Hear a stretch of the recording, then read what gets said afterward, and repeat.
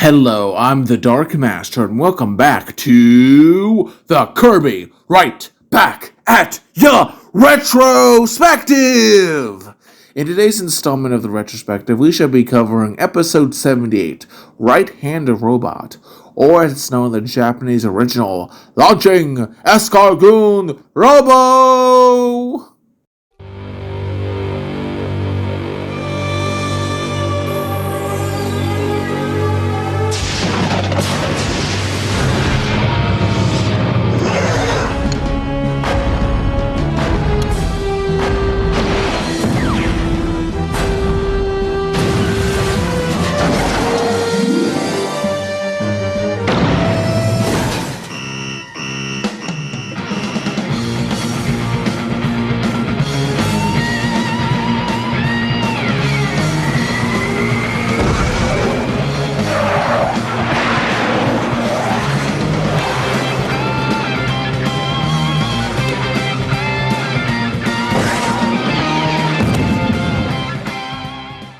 So, this episode was originally released in Japan on April 19, 2003 as the 78th episode.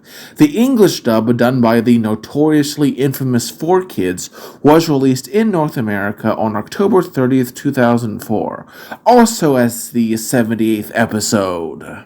But enough of this pre-review stuff, let's start with the episode proper. This episode opens with a shot of Escargoon cleaning dust off the king's large radio. DDD enters into the room and uses his fingers to brush off the screen of his large TV where there is a thick layer of dust on it. He comments that he must be cleaning with his eyes shut before we see the first change between versions. In the Japanese original, there are some additional scenes of him inspecting various regions of his room and how dusty they are. First is a suit of armor, and then second a bed. These were cut, likely to better fit within US air time schedules, which honestly is a shame, as I think it emphasizes the starting conflict of the episode, which is only weaker in the English dub because of its removal. Regardless, in both versions, DDD blows dust off a chair into Escargoon's face like a petulant baby, causing him to sneeze, as he complains that there's too much on his plate, as he can't be both a lackey and a housekeeper full-time. DDD dismisses him, saying that he should learn to deal with it, lest he's out of here. Escargoon pleads with him, saying that he needs this job, and the king then says that he wants a back massage. We see DDD laying in a bench chair as Escargoon massages his back. He yells that the snail is not doing massaging hard enough. Escargoon tries to be better, but then DDD shows him how to properly do it, firmly grasping the snail to the point of almost ripping his arms out. DDD laughs and says he will have to pull harder next time after Escargoon says it wasn't very relaxing. DD demands a toothpick and his monster catalog. Escargoon tries his best to do both. The king then calls for a magnifying glass, which Escargoon gets him. He then demands tea, which Escargoon gets him, returning to the king, who says it's too cold. Escargoon goes to fix it and returns only for the petulant DDD to whine that it is now too hot. Escargoon goes through the king's room, very worn thin. He wishes for the king to give him some time off, something like a trip. He, ironically enough, trips, dropping the hot tea all over his head and causing him to yell. DD enters into the room, seemingly concerned for Escargoon, and Escargoon is happy at such seeming concern and goes to hug him, only to get clobbered over the head due to getting spilled tea on his carpet. Escargoon tries to explain that mistakes are inevitable when he's worn so thin from such hard, constant work. The king threatens to break him if he fails again, and Escargoon says he's tired of all the stress, tired of all the work, and frankly just tired of being tired, as we then cut to the jazzy intro. After the jazzy intro, we cut to the castle's tower laboratory, where Escargoon has stayed up late to work on a secret, using a welding torch and mask, clearly very pleased with himself. We cut to the next day as King Dedede calls for tea. We see Escargoon having stayed up late in his room as Tiff, Tuff, and Kirby pass by. Tiff greets them, but Escargoon counters by saying if they're here to ask for something, he's not doing it, as he is on a vacation. The king demands tea, but for some reason, the sleep-deprived Escargoon doesn't respond.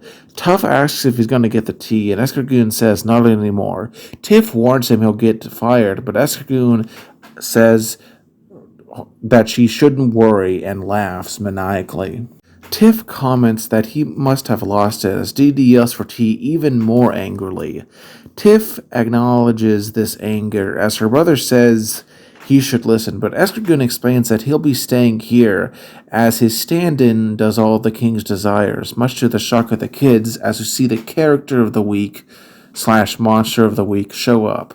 Escar Droid. Let's talk about him now since he's relevant. Escar Droid is, a robotic version of Escargoon and draws clearly from Escargoon's base design, but with metallic bolts and treads instead of a snail trail. It uses a robotic filter set over the Perspective version's voice acting for Escargoon.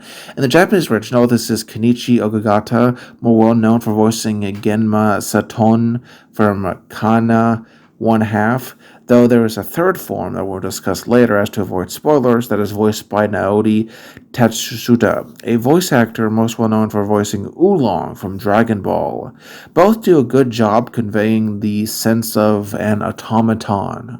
The English dub is handled as you might expect by Edward Paul Lewis, better known as Ted Lewis, who also voiced King Dedede and Escargoon from this anime, and the announcer from Pokemon Stadium 1 and 2.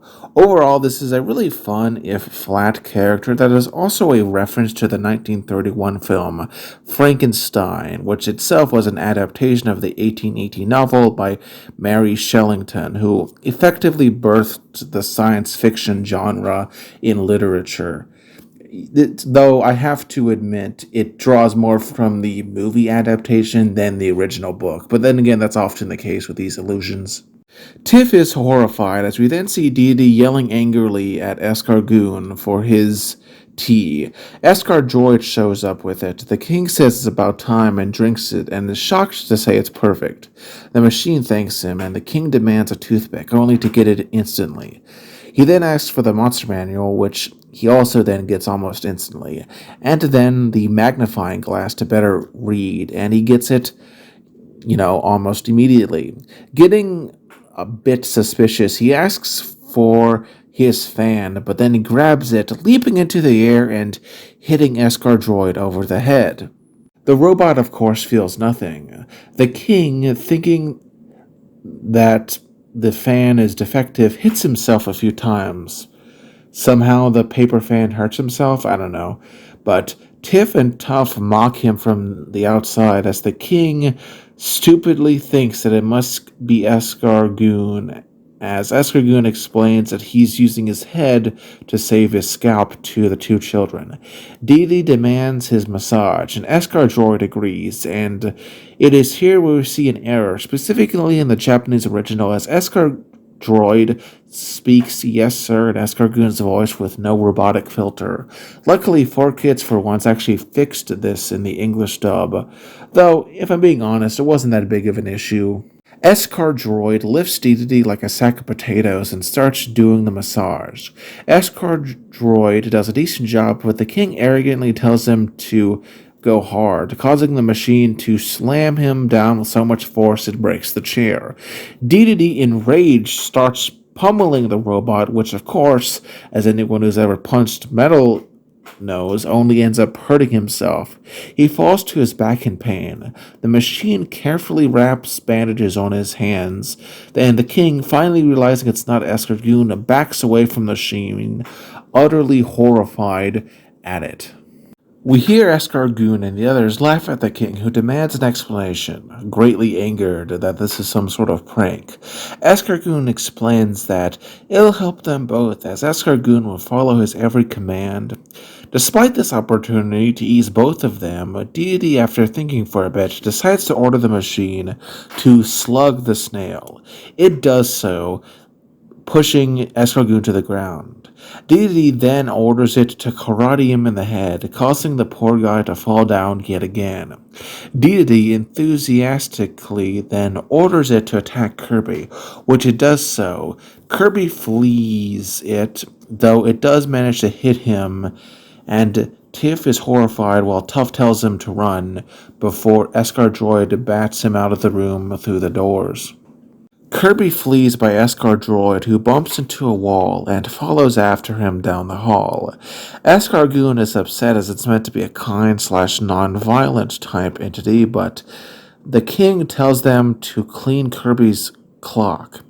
It chops at Kirby, getting damaged after it goes into another wall, so determined in its chasing of Kirby that it doesn't pay any heed to its eye now loose. They pass Captain Waddle-Doo and Waddle-Dees, who barely manage to avoid them. The droid chases Kirby to a balcony, which he corners Kirby on, only to fall off the side after Kirby dodges its latest charge, and the Escar droid is wrecked. Escargoon takes it to the lab and bemoans its destruction. Here we see the next change between versions. While in the Japanese original, Tiff says that it's wrecked, the English dub has her say it deserved its fate after it attacked Kirby. Rather cruelly out of character to Tiff in terms of its cruelty and just seems kind of pointless. The Japanese version is superior in this regard. Escargoon says it was not the robot's fault as it was just following the king's orders and that he just failed to build it to last. He then asks Tiff to help him repair it. Tiff is shocked as we see the next change between versions. In the Japanese original, she asks why and complains about being asked to help repair the machine. The English dub changed this to make her more aggressive, outright refusing to help him at first. And much like the last change, it's rather out of character, with the Japanese original handling Tiff better here, as she's just less cruel in that version. Regardless, in both versions, Cease agrees to it. The two work long into the night. The dawn approaches as Tiff and especially Escargoon are extremely tired and sleep-deprived from the action. The king calls for tea and Escar Droid comes to work, bringing the tea. Dedede puts it to work. Escargoon watches as we see Tiff at Cerebral, Ladylike, Kirby, and Tuff join in watching. Ladylike says she wishes she had such a robot, and Sir Ibram agrees. Escargoon, however, is a bit disturbed as we see Escar Droid dropping a vase. Escargoon catches it and dusts a little, then corrects the robot before moving back out of the room. Tiff rightfully points out how he has to let the robot make mistakes, but Escargoon counters by saying that it must be perfect. The king then demands his crooked golf course picture to be fixed. Escar Droid gets a ladder, but Escargoon goes up to fix the picture, only for it to fall down, dropping the painting and getting a light fixture to fall on his head. Tuff says that he looks more stressed out, which Tiff points out is ironic given the machine was made to reduce it. As we cut to that day's sunset as we see the next change between versions. In the Japanese original, he says double the Escargoon, double the fun, while the English dub has him taunting that despite the increased sturdiness, his robot is just as destroyed as always, as Escar Droid falls over destroyed. Both versions are perfectly fine at conveying the scene's intent. Back in the lab, Escar Droid is in even worse shape than last time as Escargoon cries. Tiff assures him that he tried his best, but making something to survive Dedede is nearly impossible. He begs for her help, and she says no, as the king would just wear it out again. Her mother, however, chastises her for her cold-heartedness, as her father tells her to lend a hand. She says she won't, but regardless, in both versions, she relents and helps them. They both work on the robot. Tiff finishes one arm, and she asks if Escargoon's is done with his, but it seems to be much more damaged, so it's not finished. The sun rises rather rapidly. Tiff says the king will be up soon, and indeed, Soon we hear the king demand tea. Escargoon says he hates that sound as Kirby sleeps in the background. Tiff says that he's too late, and Escargoon, however, stubbornly says he'll never give up. Tiff counters by saying that he needs rest, but Escargoon denies this as he looks on the robot with a clever idea. We see the king demand tea, and Escargoon, dressed up like Escar Droid, brings him tea. Escargoon leaves the room, clearly exhausted from 3 days or so without sleep. Tuff is confused as Escargoon explains that he has to convince the king of Escar Droid's validity to truly be free to relax and have him stop trying to break it. Ladylike asks if that would work, which Cerebral is deeply skeptical of. The king demands a massage. Escargoon goes in as Tiff observes, rightfully, that he must have gone crazy. We see Escargoon massaging the king's back, clearly tired. Escargoon then is yelled out to work harder, and he tries his best. However, the lack of sleep overcomes him, and he tries to leave to recharge his batteries. The king stops him, and after taking a close look, realizes what is going on and orders him to attack Kirby. Escargoon hesitates at first, but to remain in character, goes reluctantly to attack Kirby. We cut to the castle courtyard where Kirby and Tuff are playing ball. We see Escargoon, clearly deranged from a lack of sleep, with a bazooka firing upon the two children. The two flee as Kirby is chased by Escargoon, who shoots missiles, laughing maniacally at them. Kirby trips and Escargoon is about to get him, but then Meta Knight jumps in and trips the guy, who slams right into a tree, seemingly knocked out for a bit.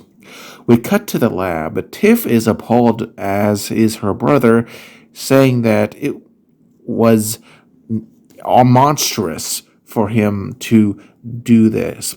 Tiff says she'll never help him repair the robot again, as Tiff calls him a traitor. Escargoon tears up as the group leave, and a lightning bolt strikes. Deity is seen sleeping as Escargoon, in bandages due to the incident, sneaks down the hall to the throne room. He calls up the enemy sales guy, who is surprised to see him instead of the king. The snail asks for help fixing his Escar droid. The salesman is kind of confused at this wording, and Escargoon explains the situation, as well as his issues with having the king destroying his robot. And the sales guy, sensing a business opportunity for money, sends over a part, which is a mechanical heart. We see Escargoon in his lab installing the mechanical heart, his eyes bloodshot from 4 days without sleep.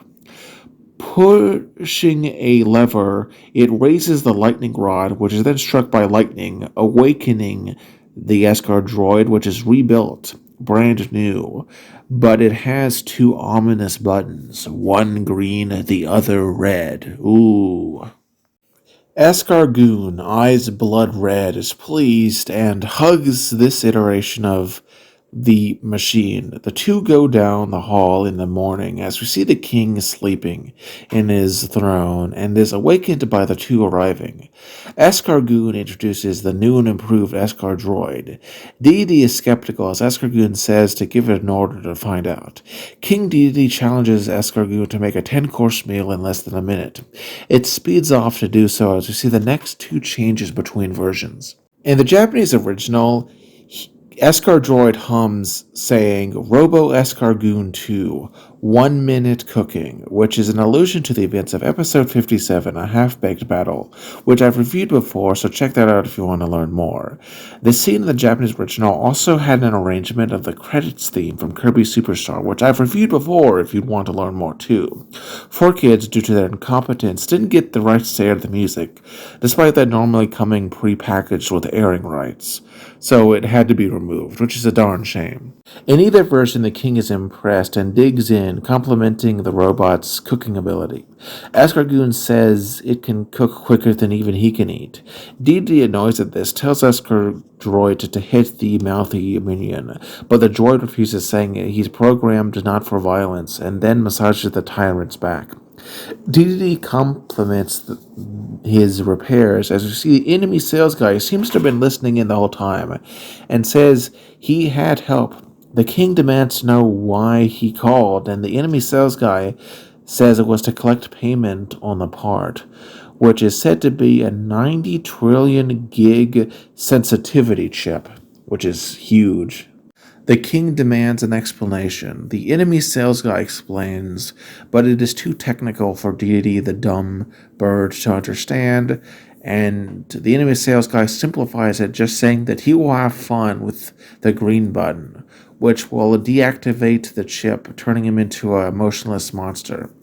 Deity then presses the button despite Escargoon's pleas not to. The robot then transforms into a second angular form with a very cool visor, erect tail, shoulder paladins, and a saber. Pretty cool design that honestly could be an enemy in the video game series.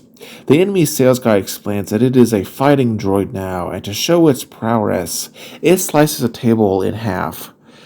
It just is really cool, and the king is impressed and says it can destroy Kirby, which has the sales guy agree with. The king then asks what the red button does, but the sales guy, however, warns him not to push it. The king petulantly asks for more info as to why, to which the enemy sales guy tells him that he won't like it. The king asks how bad it can be, and Escargoon pleads with him just not to press it, but the king, acting like a petulant child when no, hates being told no and presses it anyway. The Escar droid leaps into the air. I've seen some people say it exclaims Schwarzenegger in the scene in the Japanese original. I've listened to both versions and I didn't really hear it. Maybe it was just the version I listened to, but if you don't know, Schwarzenegger is a reference to Arnold Schwarzenegger, and I just feel this is worth mentioning. Even if I personally didn't hear it, I know a lot of people say that it says this in this scene, but I don't know, maybe that was just heard in certain airings, but we also see an animation error here where the bandages Escargoon had on prior to this scene and afterwards are not present there. Not a big deal, but it's honestly kind of funny to think that he was so horrified that his wounds healed only to get injured later on. It transforms into its final form, made for aerial combat. Its arms become guns, the treads become rocket boosters, his shell grows wings, his face becomes demonic with an evil grin, and it's overall just a really excellent design. Escar droid rockets out of the castle, shooting a hole in the side of the building to escape. Deity and Escargoon are shocked as he tells it to come back. The enemy sales guy says it's a monster, yet is willing to tell them how to turn it off for a fee. We cut to Capitan as we see the next change between versions. In the Japanese original, there's a short scene of the mayor and Professor Curio discussing the mild day they're having, with Curio saying it'll be a calm day before missiles shoot the nearby tree. 4Kids removed this scene, likely to better fit within time constraints and English airing slots, which is kind of a shame, but we then cut to Escar droid bombing the town. Cappies are seen fleeing. In the Japanese original, there is a short additional scene of Kawasaki fleeing to safety. This was likely, again, cut from the English dub due to time constraint concerns. In both versions, though, we then see Mabel fleeing for her life in a similar manner, so the point is still conveyed regardless. We get to Kirby's house, which is bombed. Kirby and sadly that wretched bird Takori both survive the attack. The foul mustard stain wastes our time by asking what exactly is going on. Tiff and Tuff will run over to warn them, though of course this is far too late. Escar droid then shoots at them, and the two flee. Tiff calls for the warp star, and Kaboo releases it. Kirby is shot at and gets on the warp star as Escar droid continues to chase Kirby, dodging it to his best ability. The visor screen Escar droid scans Kirby with has more text in it in the Japanese original that the English dub removed, and what is the last change between versions. The king and Escargoon show up in the limousine. The king cheers the robot on, but Escargoon begs Escar droid to stop as Kirby could render him no longer able to be repaired. But both get blown up by a missile that Escar droid shoots out. Escargoon gets crushed by the king, who himself gets hit in the head by debris. Tiff tells him to stop the droid, and Kirby, taking initiative for once, actually eats a missile without being told to in order to become...